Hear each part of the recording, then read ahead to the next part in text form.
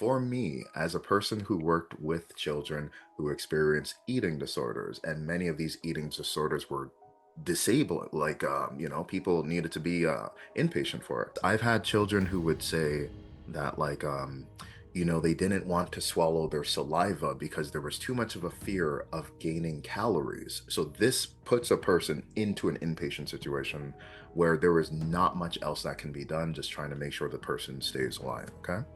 But we needed to find a way of being able to address that type of cognitive distortion because the words were not working as well. So, what we were able to do then is we recognized that there was a somatic experience that took place before she would want to deprive herself of food. With OCD, there's a somatic experience that takes place before you feel the compulsion to do the action. The same thing when I worked with the addiction as an addictions counselor.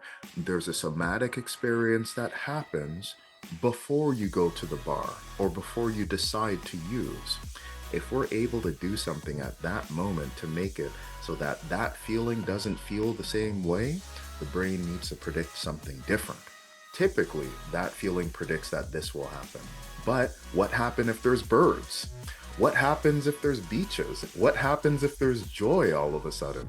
Then we are able, and again, it takes a bit of practice, but we are able to then dislodge the idea that this feeling consistently predicts this.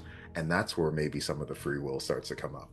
Then the client is then able to make some different choices.